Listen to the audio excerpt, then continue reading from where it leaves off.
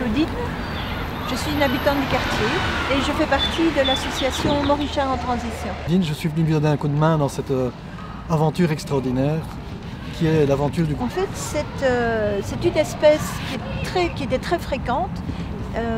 Ça touche tout le monde. Quand vous parlez à des enfants ou à des plus âgés, quand on parle du moineau, tout le monde se dit où sont-ils passés? Statistique ici reprise à partir de 1992 où les populations en ville à Bruxelles, mais c'est la même chose dans les autres capitales, sont en voie de disparition. Alors il y a deux facteurs, donc la disparition des cavités, comme on bouche tous les trous avec les rénovations, les îles nichées, ce sont des cavernicoles. Et le deuxième point, c'est la disparition des graines dont ils se nourrissent, ils sont carnivores, et des insectes, donc en ville.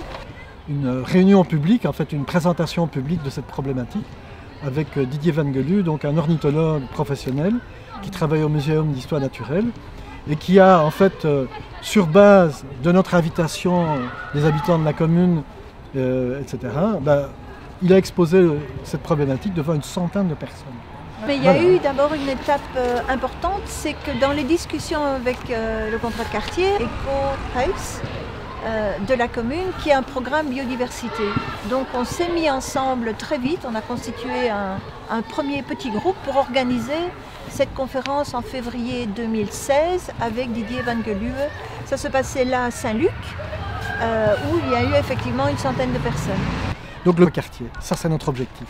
Donc nous avons identifié quelques colonies existantes à Saint-Gilles et notre objectif est de contacter les personnes qui vivent autour de ces colonies existantes et de leur proposer en fait de partager ce projet moineau. L'outil principal pour discuter et travailler vraiment pendant une bonne année et demie, mais en constituant notre savoir en même temps.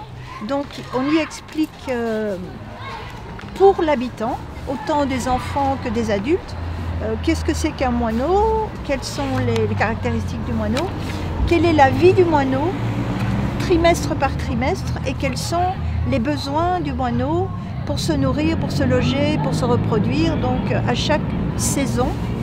Et ensuite, pour chaque... Les personnes extérieures à Bruxelles sont intéressées, sont prêts même à nous acheter des kits par le cahier des moineaux. Donc effectivement, il va y avoir un succès et qu'il faudra gérer. Et peut-être que dans l'avenir, moi je pense que l'idéal, c'est que les citoyens prennent conscience qu'effectivement il y a un bien commun qui est l'avifaune, donc la faune des oiseaux présents en ville, qu'on a invité à venir habiter avec nous. Et ils vont se rendre compte que cette population, ces oiseaux sont en danger. Et donc c'est un bien commun qu'il faudra préserver. Donc,